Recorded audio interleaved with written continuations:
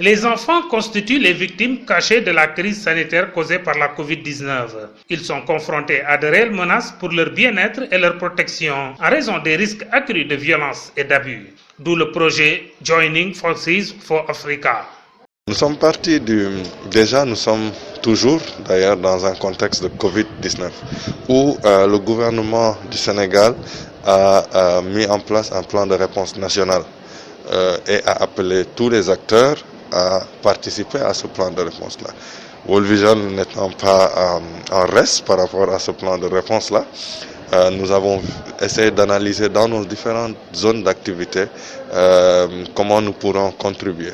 Et naturellement, notre travail s'orientant et s'articulant autour de la protection du bien-être de l'enfant de manière globale, nous nous sommes orientés, nous avons pris l'option dans ce plan-là de nous focaliser sur l'enfant sénégalais.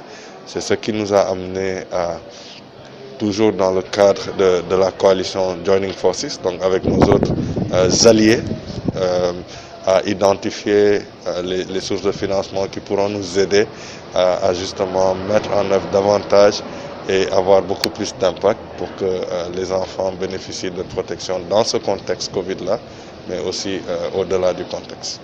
Financé par l'Union européenne, le lancement du projet au Fouladou a fait l'objet d'une cérémonie qui a été présidée par le préfet du département de Kolda.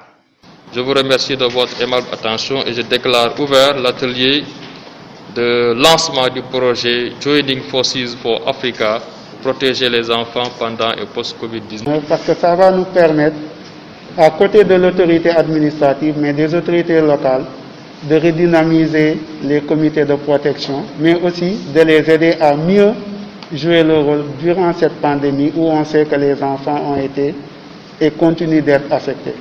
Nous apportons une réponse, mais cette réponse doit être résiliente. Cette réponse aussi doit permettre de restaurer la dignité, mais aussi de préparer l'enfant à un avenir meilleur.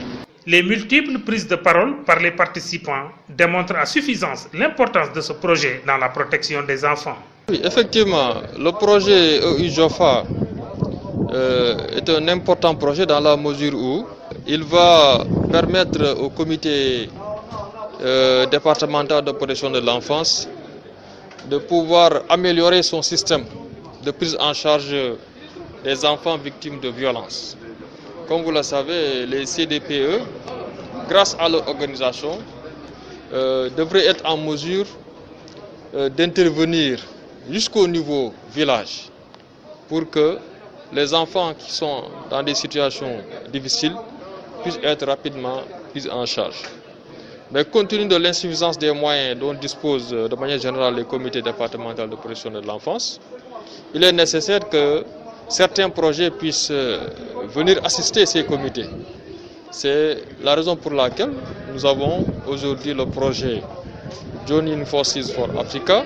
Mise en œuvre en faveur de plus de 70 000 bénéficiaires directs et de plus de 600 000 bénéficiaires indirects, le JOFA est arrivé à point nommé. C'est un projet qui est venu à son heure et qui intervient dans un domaine assez vulnérable. Et si l'on sait que vraiment en cette période de pandémie, très souvent quand il y a des problèmes, les enfants sont délaissés pour compte. Si vraiment, comme je le disais en salle, un tel projet intervient, il y a des zones où vraiment les enfants sont très vulnérables. C'est des quartiers périphériques de Kolda, des villages.